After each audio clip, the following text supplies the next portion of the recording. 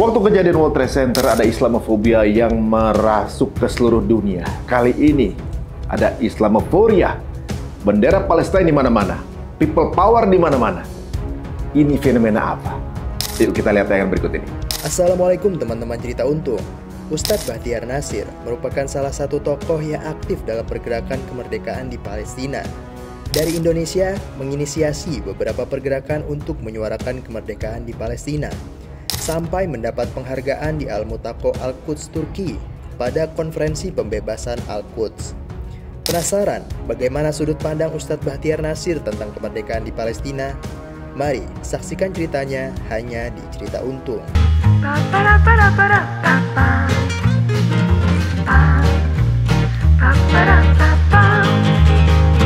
Assalamualaikum warahmatullahi wabarakatuh. Teman-teman Cerita Untung, terima kasih untuk respon yang masuk ke kita, masukannya, idenya, juga mungkin komennya.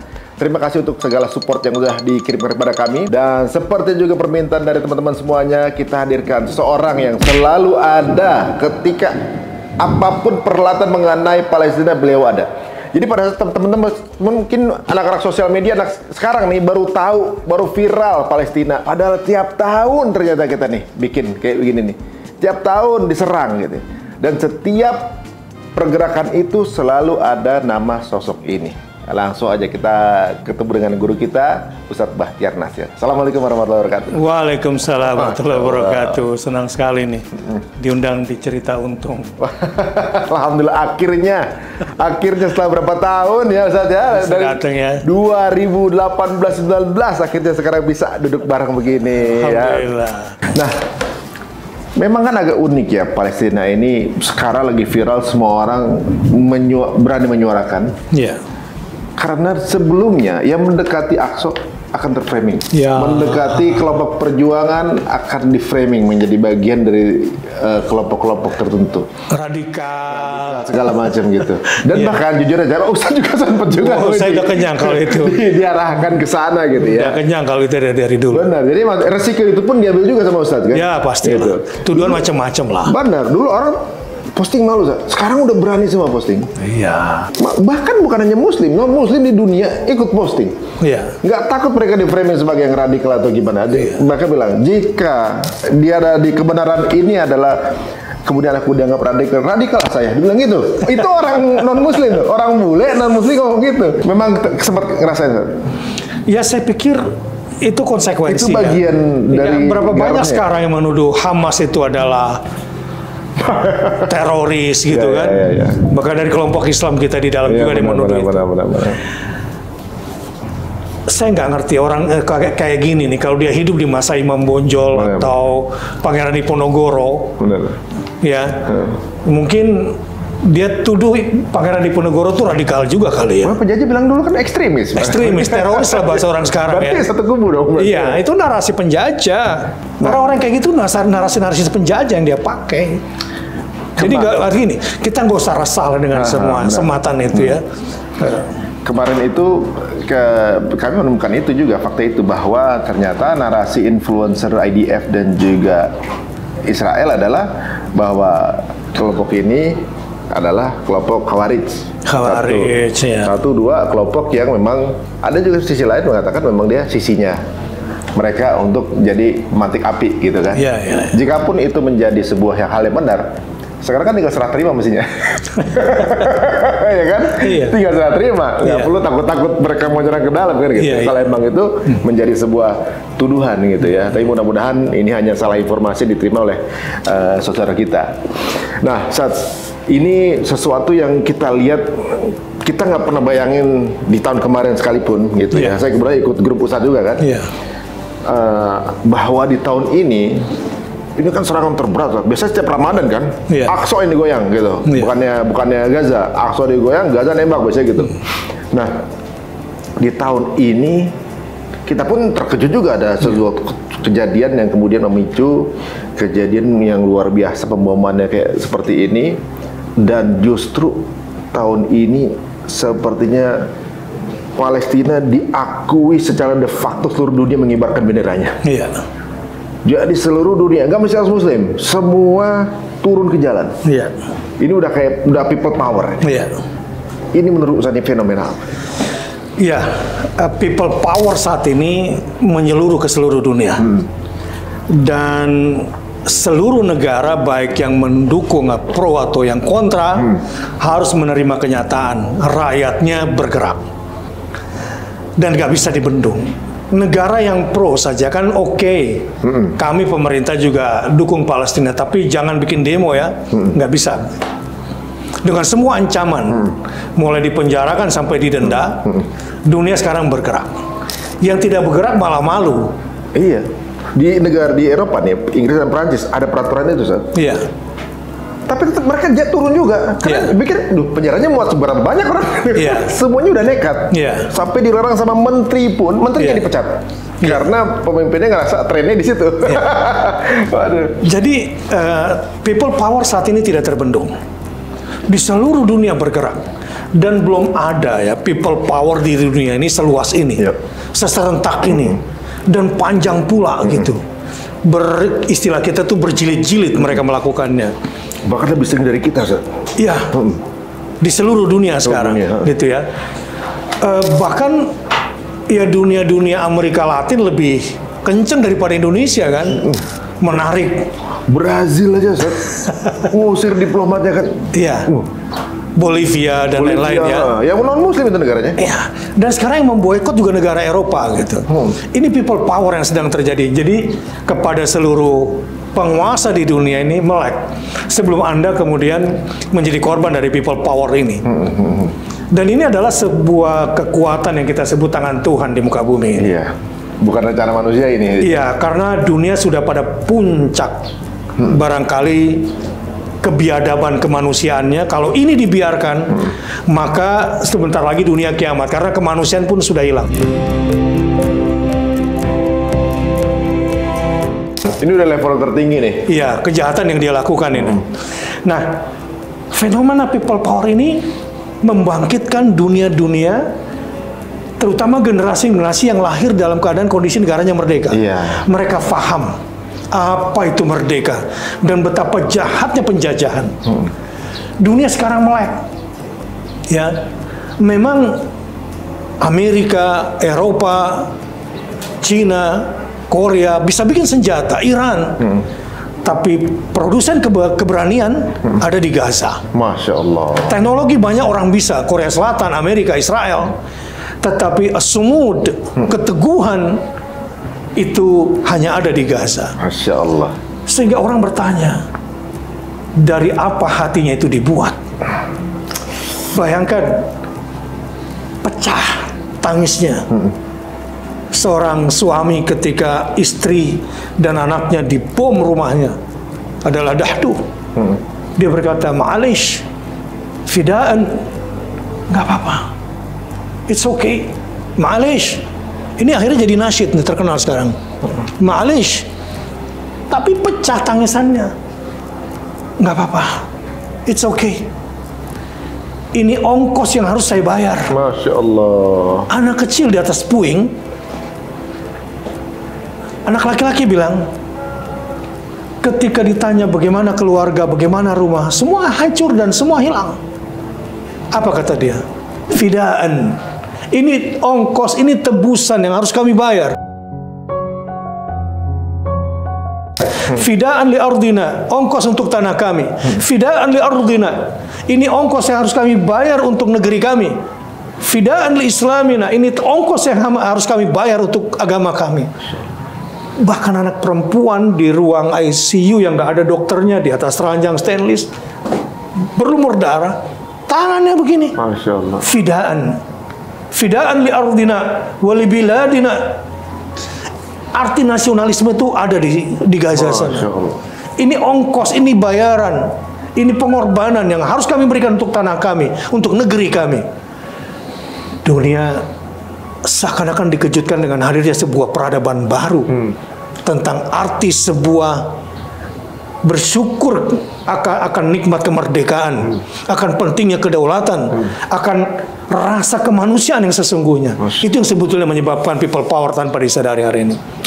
Jadi para filsuf sekarang menggambarkan Betul, dunia dikejutkan sekarang. Sedang ada ayat Tuhan di Gaza itu yang memperlihatkan tentang arti kasih sayang, arti sebuah perjuangan itu seperti apa gitu, pengorbanan itu seperti apa yang harus diberikan, sehingga dunia sekarang bangkit. Jadi di mana ada dunia mereka terusi kemanusiaannya, terusi kedaulatannya, terusi kemerdekaannya, belajar dari Gaza. Insyaallah. Bagi mereka yang lahir di tahun-tahun belakangan ini gitu, ini konsep yang out the box. Ya. Bagaimana orang berani menukar kemerdekaan dengan kehidupannya dia gitu. Tuh. Kan ini berarti mereka tuh justru karena ini konsepnya bertukar dengan nyawa belum pernah ada di dalam konsep kehidupan gitu. Bahkan kalau ada tokoh agama mengatakan, kenapa nggak hijrah saja? Itu konsep sama dengan yang narasi Zionis begitu. Karena memang tujuannya mereka itu kan. Begini, ada emosi-emosi yang kayak orang bener gitu.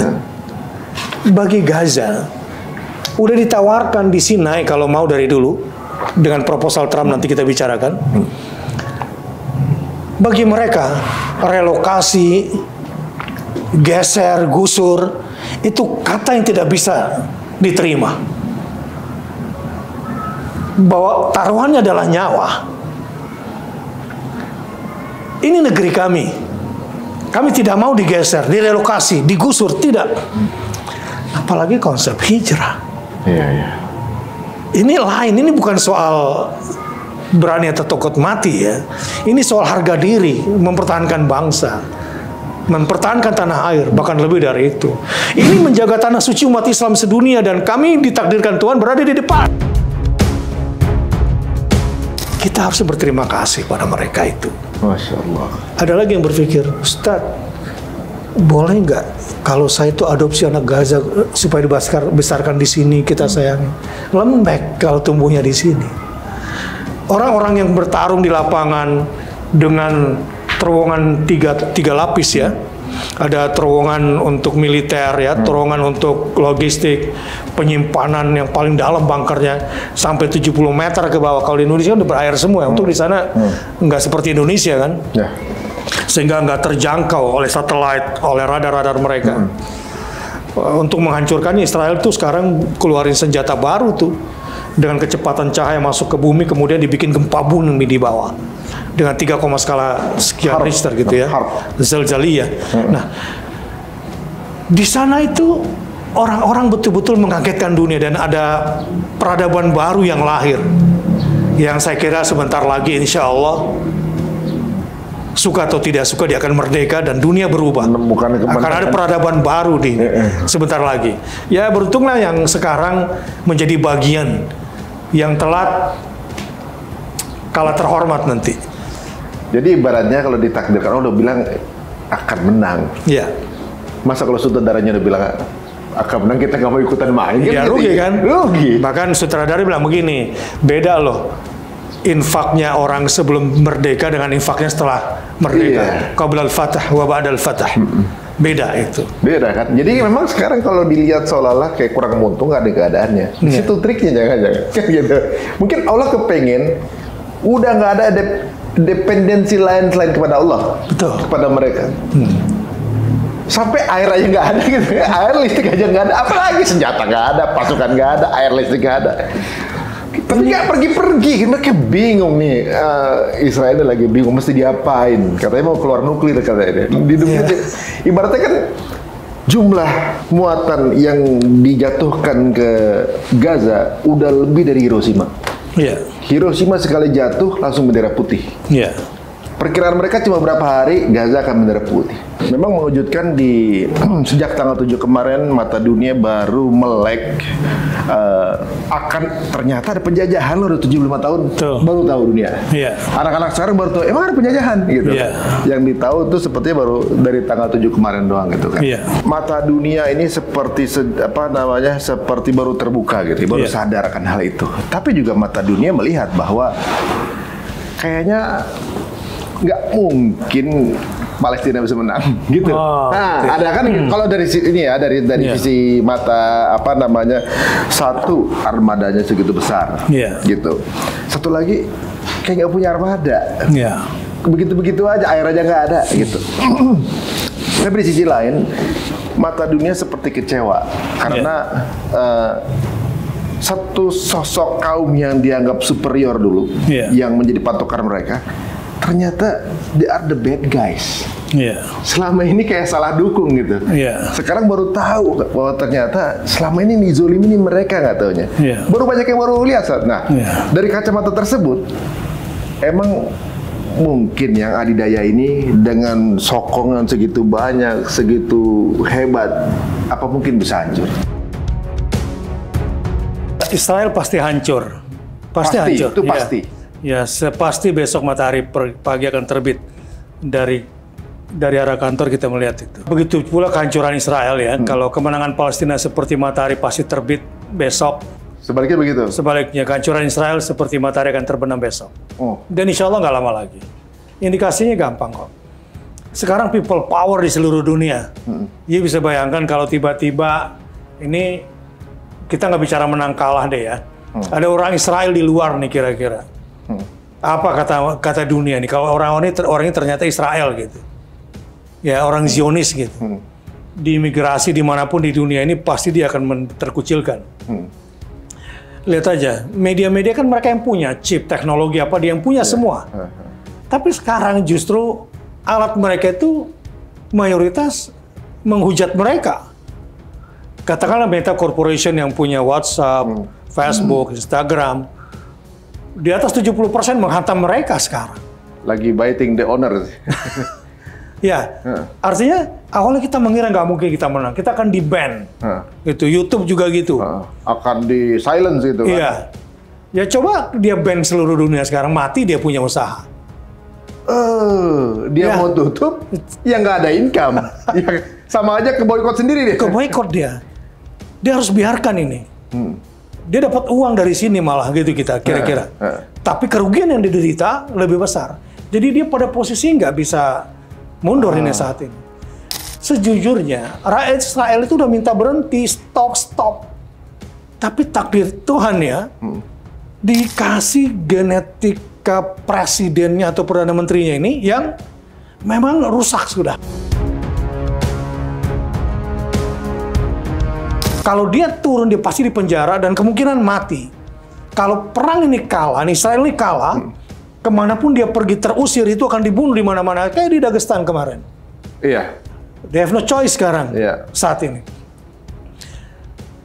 Bahwa mereka akan hancur itu pasti. Sekarang coba kita lihat. Gaza ini siap untuk 4 bulan sampai 5 bulan. 40 sampai 50 ribu orang yang masih bertahan.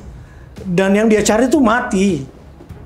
Emang nunggu mati? Nunggu mati. Bingung ya. Dan strategi mereka ini nggak pernah terjadi di dunia. Yang terjadi sekarang apa misalnya? Masafa 0 meter. Perang 0 meter. Itu kan memang lahir dari sebuah kekuatan cari mati. Kemudian strategi lurghah. Sengatan hewan berbisa. Keluar dari tanah seperti ular yang gigit lalu kemudian mati. Dari puing-puing gigit kemudian mati. Ya, di Ashifa kemarin. Mereka kalah besar. Kalah besar. Mereka bombardir, ini strategi pengecohan yang dimainkan di sini. Hamas masih memainkan strategi medianya. Jadi, kalau ini perang panjang dia yang kalah, kalau menurut saya. Ya, tapi di seluruh dunia sudah mulai boykot dia. Nggak ada tempat buat dia saat ini. Dan insya Allah, kehancurannya udah jelas kalau di dalam Al-Quran. Buka aja surat Al-Isra surat 17 ayat 4 sampai 8. Yang paling nyata sekarang liyasu'u wujuhakum wa liyadkhulul masjida kama dakhalu awwala marrah wa liyutabbiru ma'alahu tadbira. 3 tahapan menuju kehancuran Israel itu pertama, akan kami datangkan kembali pasukan yang kami bangkitkan, ba'atsna alaikum ibadan lana. Hamba-hambaku yang hanya tunduk kepadaku. Dia nggak tunduk kepada siapapun di dunia ini. Dia takutnya hanya kepadaku. Keberaniannya karena aku. Ibadan lana, bukan ibadana. Kalau ibadana, misalnya Rabbana wadakhilna birahmatika fi ibadika. Ibadika salihin, ini nggak ibadan lana. Jadi satu pasukan yang tunduknya hanya kepada Allah. Berdasarkan titah Allah. Nah, kelompok ini didatangkan kembali, dibangkitkan kembali di masa kini. Dan uli ba'sin syadid. Mereka kuat, mereka tabah, mereka teguh. Dan mereka bisa memainkan semua jenis senjata, entah di mana latihannya. Dan membuat muram wajah kamu. Ini langkah pertama. Dan mereka akan masuk ke masjid-masjid mereka sebagaimana mereka pernah masuk sebelumnya. Dan dia akan hajar kamu. Walitabbiru ma'alau tadbir.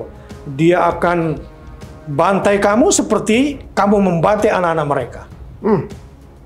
Habis kamu nanti. Tahapan itu pasti terjadi di dalam Al-Quran itu. Nah sekarang tahapan awal udah kelihatan. Wajah kamu akan dibikin muram karena sedih hatimu, kecewa hatimu. Sekarang udah tampak.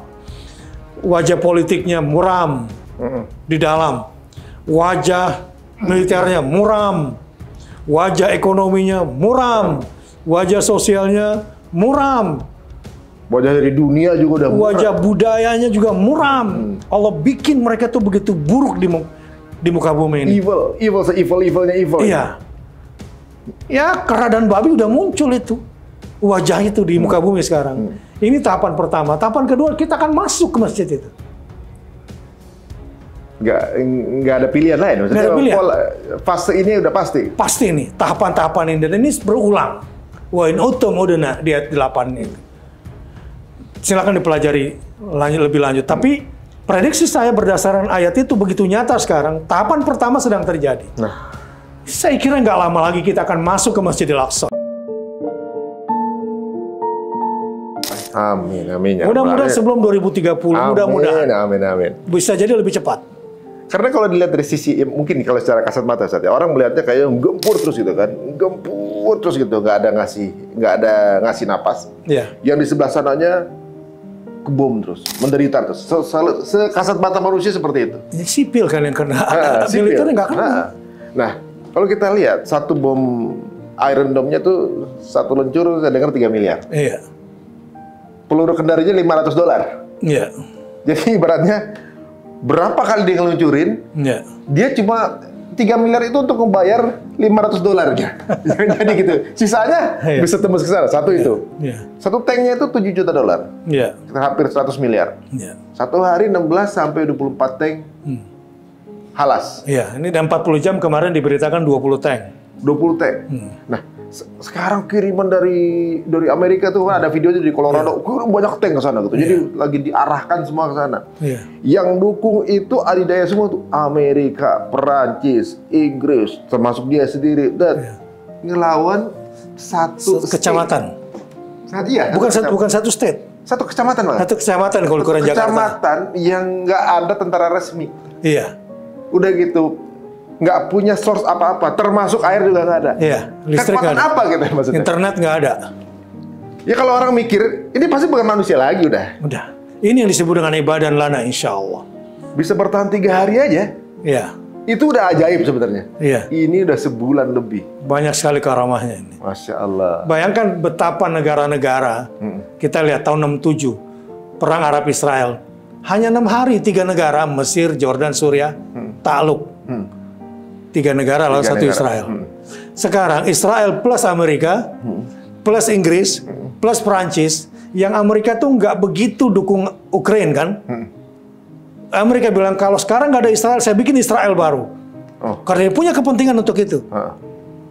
Dan memang kehidupan negaranya dari situ. Bayangkan sebesar satu kecamatan kampung gue lah Duren Sawit. Bisa ngelawan 3 negara besar. Sementara Netanyahu ini bilang, pemimpin Arab kalau Anda mau aman, diam. Ya, satu hal yang harus Anda lakukan, diam. Semua diam.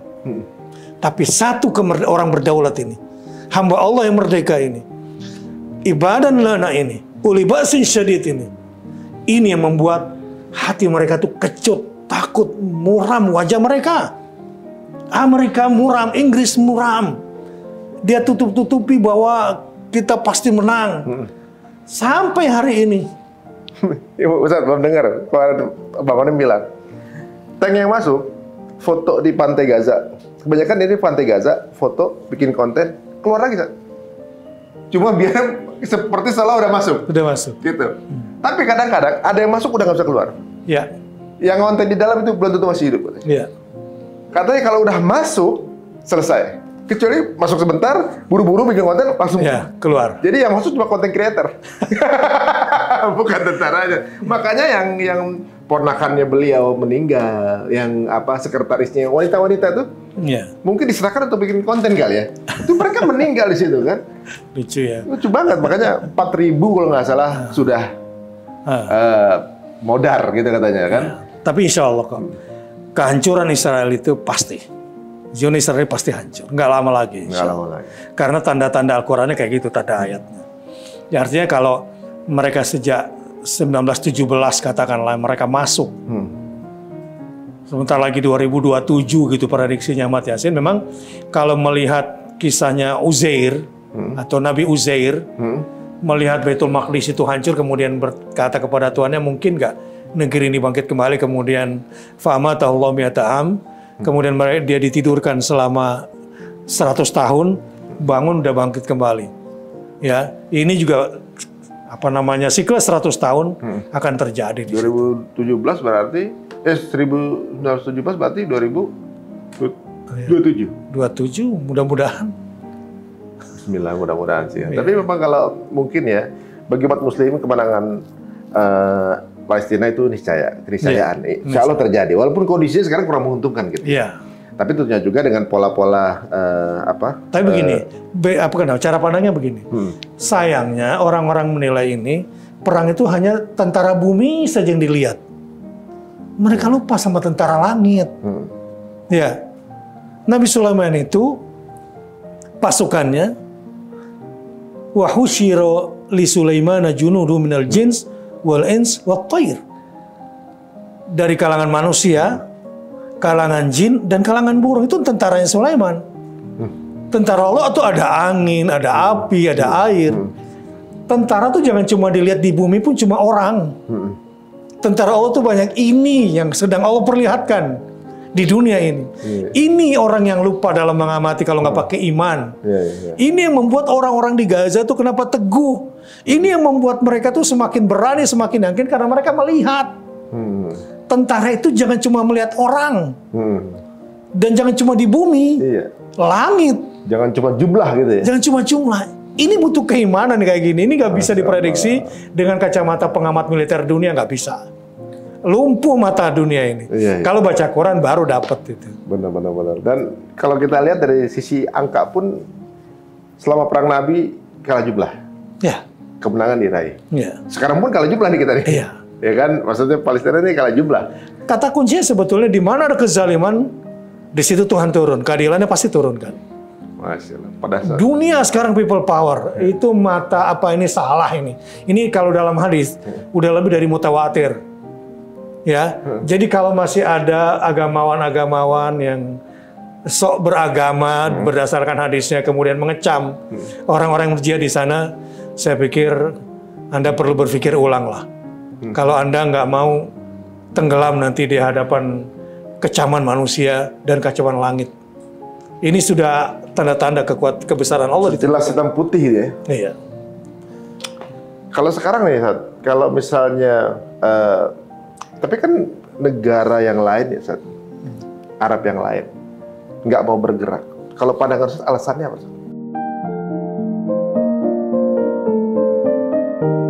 Mungkin begini. Jadi apakah illa tanfiru yu'adzibkumullahu adzaban alim. Saya jawab ya. Wa yastabil qauman ghairukum. Ini ada peperangan. Lu nggak ikut perang. Lu akan disiksa oleh Allah dengan azab yang pedih. Atau lu jadi makhluk yang dicoret oleh Tuhan. Nggak dianggap. Kamu dianggap reject. Jadi wa yastabil qauman ghairukum. Kamu akan diganti dengan kaum yang baru. Harusnya orang Arab nih yang menolong itu. Tapi Allah nggak pakai lu sekarang. Badan lu nggak laku walaupun ketau gede. Duit lu nggak laku walaupun banyak. Senjata lu dianggap lembek sama Tuhan. Tentara lu juga dianggap nggak mampu. Jadi Allah nggak pakai. Jawaban yang jujur itu.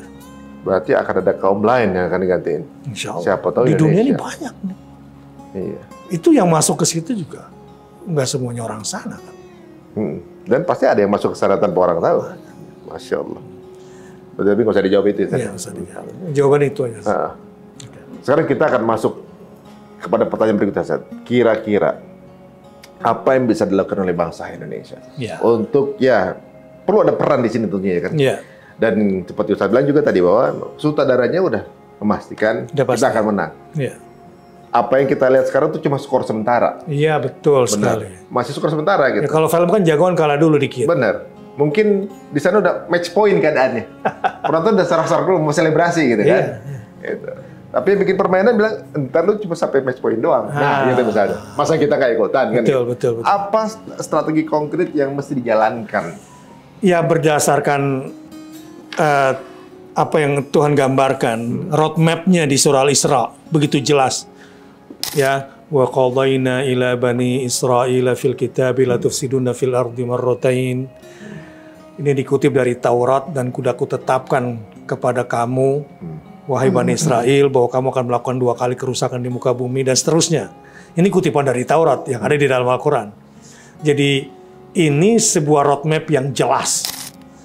Nah, sayangnya memang kenapa OKI dan dunia ini kok kayaknya membiarkan genocide ini, karena memang tidak sungguh-sungguh ingin menyelesaikan persoalan. Sebagian besar dunia ini menjadikan Gaza, Palestina sebagai komoditas politik. Nah, Tuhan itu tidak menghendaki yang kayak begini untuk mengambil keputusan. Saya kira perlu ada proposal Indonesia. Proposal Indonesia yang didasari oleh pengetahuan tentang rekomendasi langit dan hasil analisis bumi. Nah, karenanya saya menggagas, Mas Ari, dan mudah-mudahan ini didengar ya oleh seluruh rakyat Indonesia dari sini, bahwa Indonesia saat ini, kalau kita tanya kepada orang-orang di Al-Aqsa sana atau di Palestina sana, adalah negara yang paling diharapkan saat ini.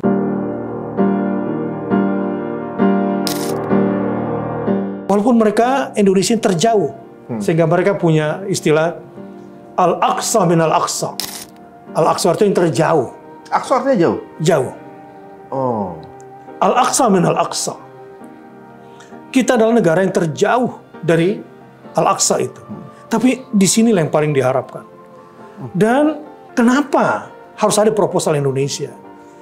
Proposal Trump di masa kepemimpinan Trump yang menginginkan agar orang-orang Palestina keluar, tinggal di Sinai 4 kali lipat, nggak usah berpikir pulang.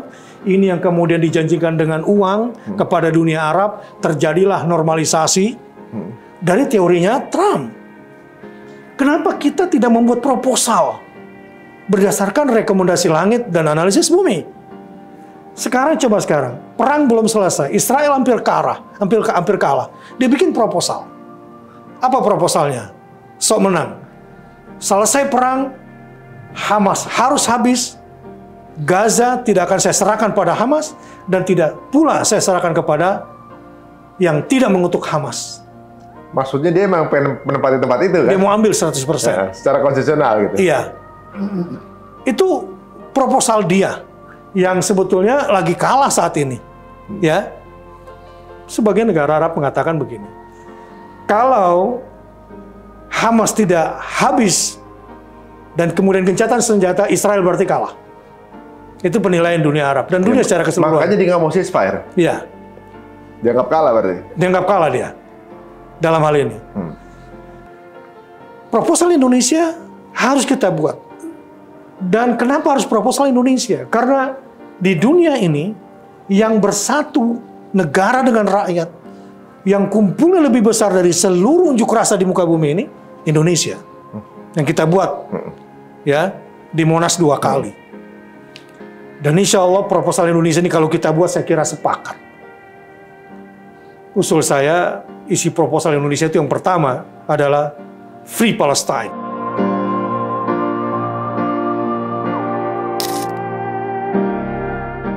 Penjajahan harus dihapuskan di muka bumi ini karena tidak sesuai dengan pri kemanusiaan dan pri keadilan.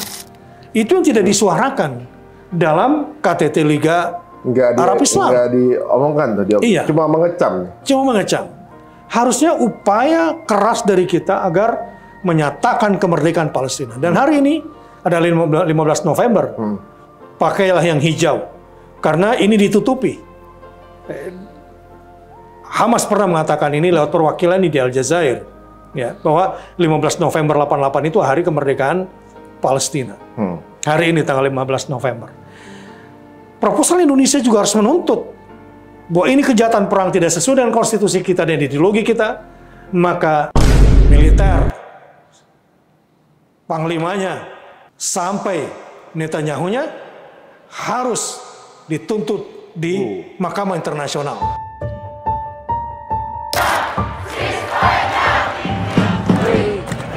Dan yang ketiga, Israel harus membayar semuanya ongkos perang ini. Mengganti semua yang rusak. Tekor itu, Ustaz? Iya, kerugian moral dan material yang harus dia bayar. Ini proposal kita, saya harapkan nanti kita akan diskusikan lagi. tapi kan Ustaz ya, dalam keadaan ketika kita mengajukan itu, dia mikir, posisi lo kalah, begitu kan? Iya. Berani-beraniin ngomong gitu. Pasti kan begitu kan? Ini strategi dalam peperangan selalu begitu. Campaign, war namanya. Itu selalu dimainkan. Maka Indonesia harus sungguh-sungguh juga melakukan itu. Dan saya berharap kepada Menteri Luar Negeri, kepada Presiden, kepada seluruh jajaran parlemen dan rakyat Indonesia. Kita harus bersatu. Kita menjadi negara yang paling diharapkan dan terdepan saat ini. Jadi saya kira tidak mengada-ngada kalau kita buat proposal Indonesia sebagai negara non-blok. Ya, yang insya Allah didengar. Insya Allah suara kita didengar. Karena hopes dari Palestina juga berharap ke kita. Itu jelas ya Ustaz. Kalau bilang dari akan datang pasukan dari timur aja, jangan kita ya. Amin. Ya orang-orang kecil-kecil dari timur gitu ya. Dan kalau sepertinya permintaan ini kalau menurut saya Ustaz, berat buat Israel. Menurut pandangan saya berat karena budget udah jauh. Iya. Kalau jangankan merdeka, ceasefire aja nggak mau. Iya. Yang ketiga apa tadi Ustaz? Bayar. Lagi bayar. Sekarang udah lagi bangkrut-bangkrutnya ini. Ini ibaratnya si preman lagi ngambil jatah dari setiap negara. Iya. Ini Mahkamah Internasional kan. Turki sudah mengajukan itu. Berani Turki ya? Iya. Jadi apa yang saya katakan bukan mengada-ngada. Ini kesepakatan saya kira. Ini kan suara people power. Berarti tinggal nunggu people power dalam versi delegasi. Iya. Tapi kemarin waktu di UN suaranya lebih banyak, tetap aja nggak keluar ceasefire. Lebih banyak tuh untuk minta ceasefire tuh. Suaranya secara voting lebih banyak. Dan lebih banyak. UN tetap nggak ngelakuin itu. Selama kita minta kepada pihak-pihak formal nggak akan berjalan. Maka people power ini yang nggak terbendung. Dan people power terbesar insya Allah dari Indonesia. Di sini Indonesia harus lebih maju. Karena paling diharapkan. Jadi tentunya ini... Dan Muslim terbesar di dunia paling bertanggung jawab. Tidak bisa kita mundur menghadapi situasi ini. Berarti yang harus berbicara berarti presiden gitu? Seluruh komponen negara. Bismillah. Dan rakyatnya. Mudah-mudahan didengar teman-teman semuanya. Dan dijawab nggak dijawab oleh mereka. Iya. Ini menuliskan sesuatu di sejarah ini gitu ya. Dan ini tuntutan kita. People power dari Indonesia menuntut itu. Insya Allah dunia sepakat itu. Asal ada yang mulai sebenarnya. Iya. Kalau ada yang mulai satu, kemudian yang lain setuju, udah. Iya. Bismillah teman-teman semuanya. Ini makin lama makin seru sebenarnya nih. Apa yang tadi sekarang ini. Nah, bicara soal people power, Ustaz. Dari sisi orang yang turun dan menyuarakan Free Palestine. Iya. People power berikutnya adalah dari segi ekonomi. Bagaimana mereka secara kompak memboikot produk-produk yang berasal dari Israel. Tapi ada faktanya bahwa ternyata hampir semua yang kita pakai ternyata produksi sana, gitu. Jadi perekonomian sudah sedikit banyak sudah dikuasai oleh Israel. Ya, perusahaan yang mau bangkit, mau bagus, di-funding dana dari mereka, mengkilat tuh perusahaan. Biasanya kayak begitu. Nah, itu rahasianya sudah digambarkan dalam Al-Quran. Gimana? Tsumma radadna lakumul karrata alaihim wa amdadnakum bi amwali wa banin wa ja'alnakum aktsara nafira. Ini untungnya kalau kita melihat peta zaman berdasarkan rekomendasi langit. Clear, Mas Ari. Bahwa setelah kali pertama mereka dibantai, Allah beri kasih kesempatan lagi kepada mereka untuk bangkit setelah mereka tobat, mereka taat, rajin ibadah lagi. Allah bilang, akan kupergilirkan kembali kamu. Ya, di surat Al-Isra nih. Coba baca ayat 4 sampai 8 ya. Itu siklusnya. Aku pergiliran kamu kembali bisa mengalahkan mereka. Dengan cara apa? Aku banyakkan hartamu. Aku banyakkan anak-anakmu. Kan mereka hampir punah. Setelah ini mereka juga akan hampir punah setelah ini. Jadi sekarang kenapa mereka begitu kuat? Karena sekarang Allah banyakkan harta mereka, Allah banyakkan harta anak-anak mereka, keturunan mereka. Dengan dua ini, waja'alnakum aktsara nafira, kami jadikan kamu pasukan yang besar. Sekarang nih ya. Sekarang. Tapi kalau kamu sombong, fa idza jaa wa'dul akhirah liyasu'u wujuhakum. Nah, kali kedua kalau kamu sombong dengan kekuatan yang kuberikan kepadamu, harta, anak, sehingga kamu punya pasukan. Jadi kalau pengen punya laskar harus punya dua. Ya. Militer kuat harus punya dua. Ya punya duit, punya harta yang banyak. Oh, duit. Iya, ongkos perang itu mahal. Oh, saya pikir dua yang lain. Ya, nah itu juga. Jadi supaya kalau perlu istrinya beberapa di Gaza kan gitu. Istrinya banyak, kemudian anaknya kembar-kembar. Iya, benar-benar. Lahir kembar semua. Kapitalisasi ya. Iya, kita bicara perang ya. Perang.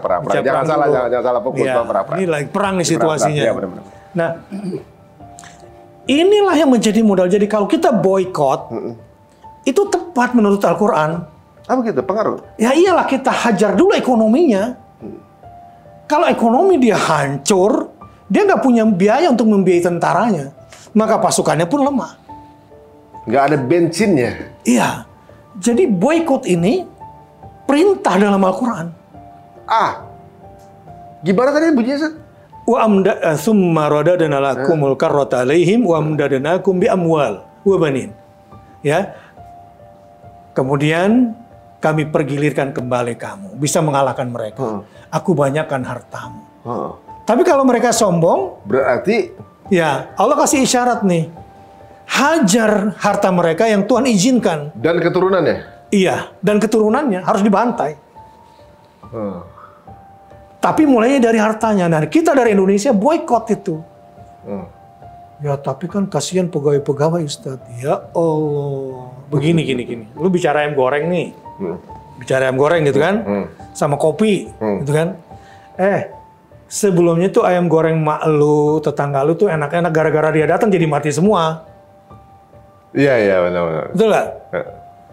Begitu juga dulu. Warung kopi kita nih enak semua. Gara-gara dia mati ini warung kopi ini semua nih. Warung kopi kita harus jadi kayak punya dia baru bisa. Kalau dia pakai kopi kita juga. Iya, benar-benar. Gimana sih alasan lo? Iya, benar-benar.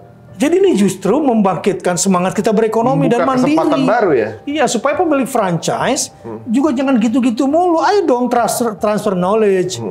Ya, bangkit. Arab aja bisa, masih Indonesia nggak bisa. Pasar di KFC kan di Arab tuh rame, tapi nggak kalah rame dong. Al-Tazaj, Al-Baik, ya. Itu posisi dia aja tuh kalau di Mekah begitu. Tapi McD nggak gitu-gitu banget. Iya. Jadi seolah-olah malah sekarang, agar supaya bisnis mereka bisa berjalan lancar, mereka jadi malu bertempelan dengan brand Israel. Ya. Mereka malu ketika berafiliasi dengan brand-brand Israel. Ibaratnya kan misalnya, ya sekarang yang ada afiliasi sama Israel kan seperti kena bully gitu kan, nggak dibeli gitu. Sekarang kalau bisa bagaimana caranya bisa keluar nih dari apa namanya brand ini nempel di image kita gitu kan. Yang dulu dibanggakan, sekarang jadi malu. Apakah ini awalnya juga saat suatu nanti semua akan membenci mereka dan sampai goa-goa juga akan apa namanya kerikil-kerikil akan bilang. Apakah ini awalnya awal mulanya kebencian itu ada terhadap mereka gitu? Ya, secara simbolik kan dalam hadis Nabi SAW, batu dan pohon akan bicara, wahai Muslim, ini ada Yahudi di belakangku. Yang dipanggil Muslim. Ya, wahai Muslim, ini ada Yahudi di belakangku.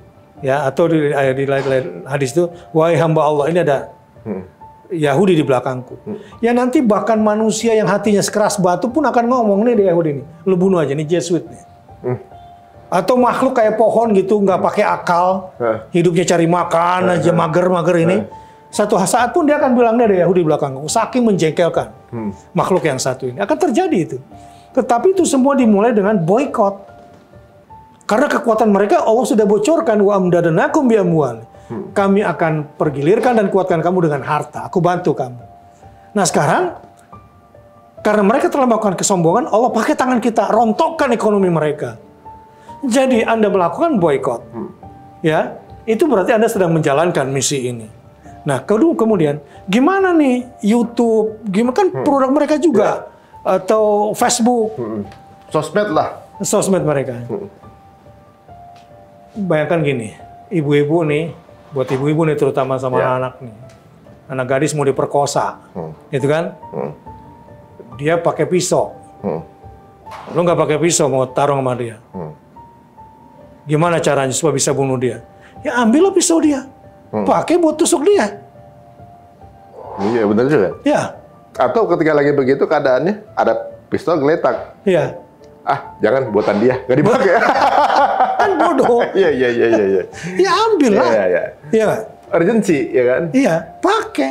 Saya nggak mengharamkan makan McD. Kalau lo nanti sakit daripada mati, makan McD. It's okay. Tapi kamu udah punya ideologi, kamu udah punya cara.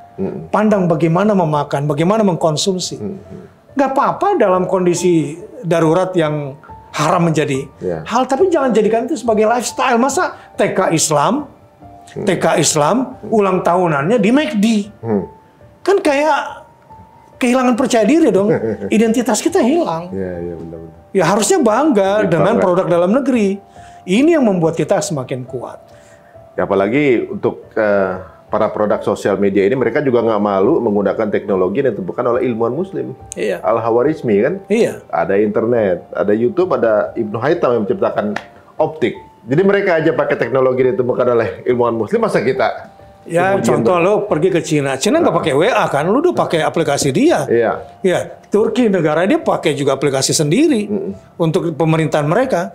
Bisa kita lakukan gara-gara nggak mau kreatif aja. Ya, bahwa kita bisa punya WA sendiri versi Indonesia. Kita anak-anak bangsa banyak bisa buat. Sebenarnya ini kita lagi dipaksa untuk melek. Ya? Nah, gitu kira-kira. Jadi selama ini ternyata kita itu ilmu muamalah kita kurang berarti. Iya. Atau ilmu kepengusahaan kita kurang ternyata. Ternyata kita dibikin bergantung gitu. Nah, sekarang momen nih. Gaza membangkitkan peradaban baru di dunia. Nanti sistem ribawi lawan. Yang 5F itu food, fashion, fun, film, finance. Ganti semua. Jadi Mas Ari bikin lagi produksi-produksi. Ya kayak film-film Turki kan keren-keren itu. Ngapain lo nonton punya Netflix, Hollywood. Ya. Sekarang sih udah bikin animasi. Jadi proses gantiin Disney. Itu terus kembangkan. Terus kembangkan dan ini momen yang tepat. Turki udah bisa kok bikin Netflix sendiri namanya Tabi. Filmnya keren-keren. Tentang Islam, tentang sejarah, tentang budaya. Iya. Nggak bisa dipaksa gitu. Maksudnya nggak bisa dipuntir sama mereka. Atau didikte sama mereka, nggak bisa kan? Iya. Di Gaza kenapa lahir anak kayak begitu? Balehu-balehu di jalan. Itu GGS. Apa tuh? Ganteng-ganteng syahid. Wih. Oh jadi idolanya itu malah? Itu. Nggak kayak kita kan. Siapa? Thor. Siapa namanya? Iron Man. Iron Woman. Itu kan fiktif. Anak-anak Gaza itu hidup bersama tokoh superhero-nya hari-hari. Kelihatan. Yang nyata. Nyata. Lu mau lihat aslinya Thor ada di situ gitu. Ketika Thor adalah thorium yang ledakannya hebat, mereka sudah lakukan itu di sana. Bukan lagi fiktif. Anda mau lihat Iron Man, yang asli itu hati mereka lebih hebat dari besi. Iron Man sesungguhnya ada di situ. Jadi mereka punya Iron Dome, mereka punya Iron Iman ini. Iya. Masya Allah. Lebih daripada Iron Man di sana itu. Kekuatan mereka karena kekuatan langit yang turun di situ. Real gitu. Dan harusnya kan film-film itu yang kita banggakan. Betul. Ya jangan film-film mereka yang fiktif.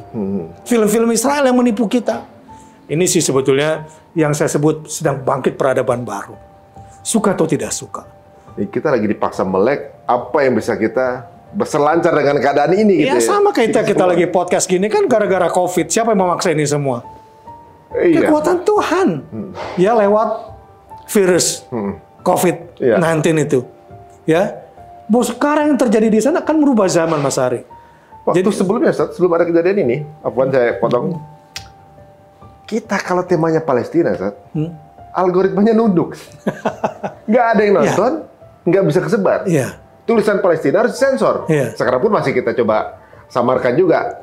Soalnya mereka punya algoritma itu. Tapi sekarang justru orang banyak kepingin tahu mengenai edukasi apa di balik Palestina ini.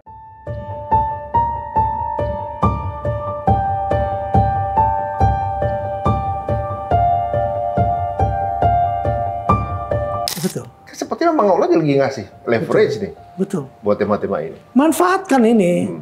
Ini yang saya bacakan, ini cara pandang filosof ya. Bahwa ada peristiwa, saya katakan tadi, tentang people power, jarang orang melihat ini. Ya, people power ini sungguh sedang terjadi, berlangsung. Yang melawan ini akan tergilas dengan situasi, percaya deh. Dan terjadi di seluruh dunia. Seluruh Baru kali dunia. ini. Dan satu bendera. Semua dunia satu bendera aja. Dan lupa agama. Iya, bukan karena agama. Lihat Gaza pula, epicentrumnya. Dan semua jadi kenal apa itu Al-Aqsa. Masya Allah. Apa itu Al-Quds. Semua orang tahu sedunia. Ini siapa yang bisa rekayasa gini? Siapa IU-nya? Ini menarik ya, Sat. Jadi ibaratnya 75 tahun mereka udah coba sembunyikan kebiasaan mereka dari sejarah dunia nih. Iya. Coba disembunyikan. Tahunnya kan kayaknya manis-manis saja, yang radikal itu para pejuangnya ini kan gitu. Iya. Sekarang seperti mereka orang pada kepengen tahu dan orang udah tahu. Tahu sekarang. Udah telanjang sana di depan masyarakat dunia. Iya, disembunyikan malah semakin terbongkar semuanya kan. Siapa pemenang, siapa kesatria. Ya. Siapa yang gentle, siapa yang penakut. Dunia terbelalak sekarang. Siapa yang binatang gitu. Iya. Kan dibilang human animal harus Iya. malah yang kelakuannya kayak animal malah mereka. Siapa yang kuat, siapa yang lemah. Ya. Pasukan terkuat di muka bumi yang mana, yang lemah yang mana. Terbelalak. Bayangin satu kecamatan lawan sekian negara. Pemimpin-pemimpin dunia yang banyak tentaranya, yang banyak senjatanya, tunduk di depan Amerika kan. Ini kagak nih. Panggil deh Inggris bawa sini, panggil Prancis bawa sini. Menolak untuk tunduk. Masya Allah. Dia cuma mau tunduk.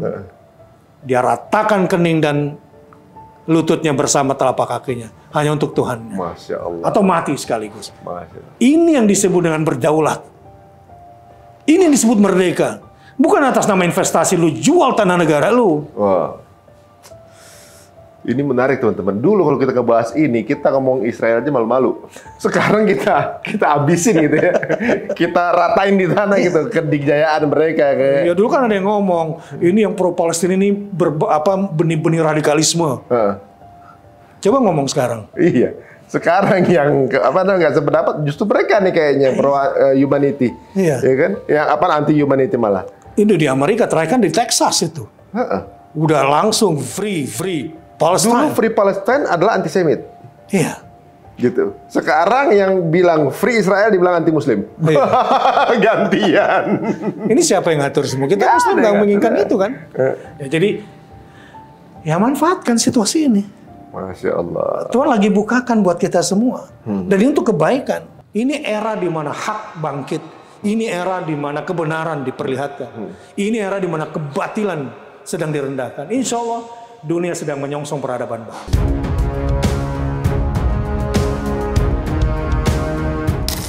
Masya Allah. Saksikan dan bagian daripada yang menyokong ini semua. Sebab orang-orang yang memberikan bantuannya untuk Makkah sebelum Makkah merdeka beda dengan yang setelah Makkah merdeka. Begitu juga dengan Al-Aqsa, Al-Quds, Palestina.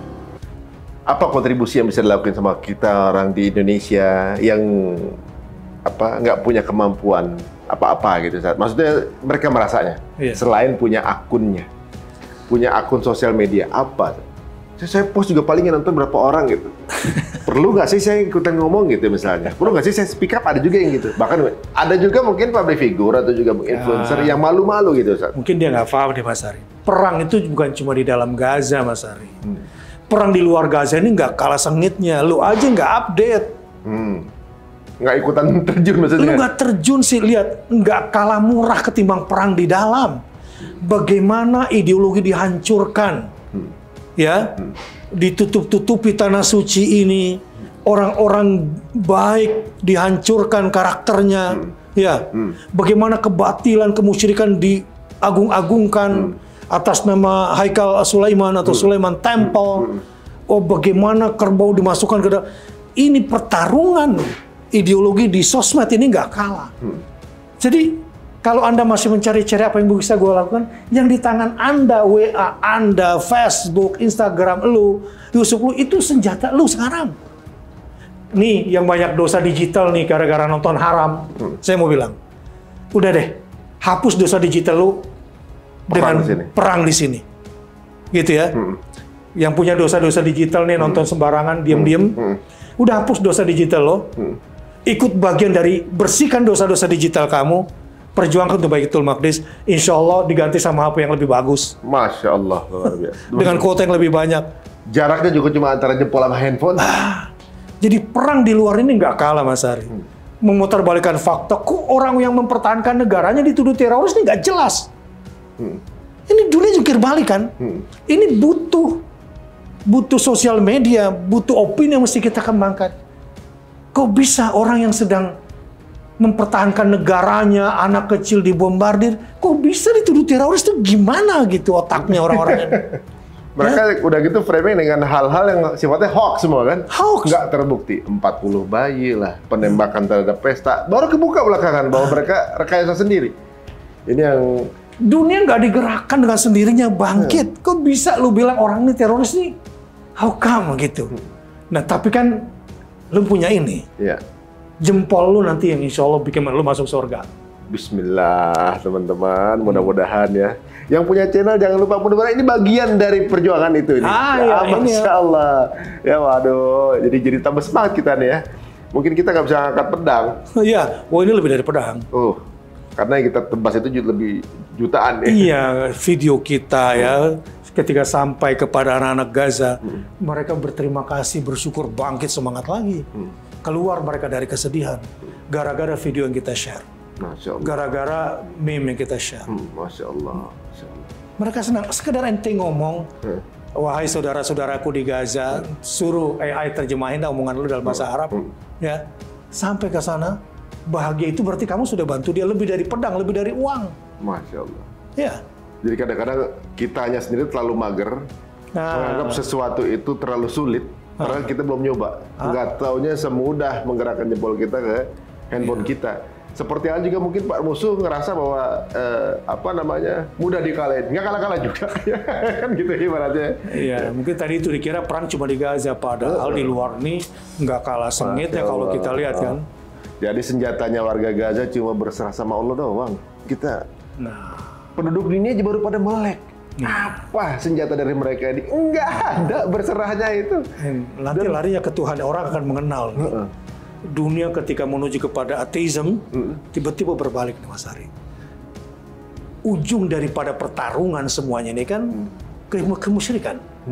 Tetapi yang menang selalu adalah kalimat taqwa la ilaha illallah wahdahu la syarikalah lahul mulku wa lahul hamd wa huwa ala kulli syai'in qadir.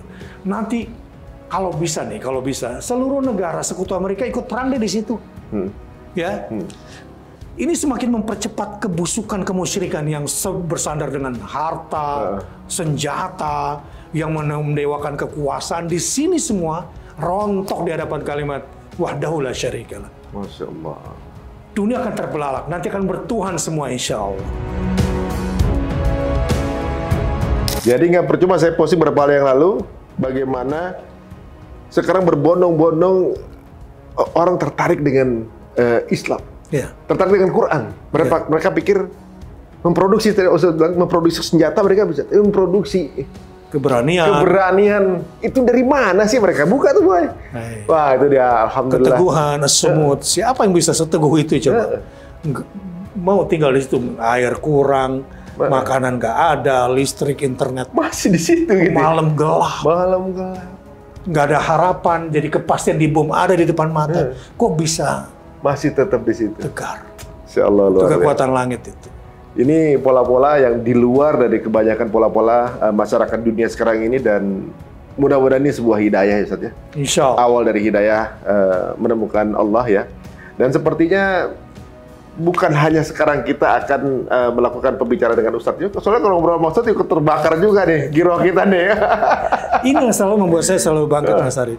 Bahkan di hati saya, untuk saya pribadi, saya mewajibkan, saya udah wajib jihad saat ini.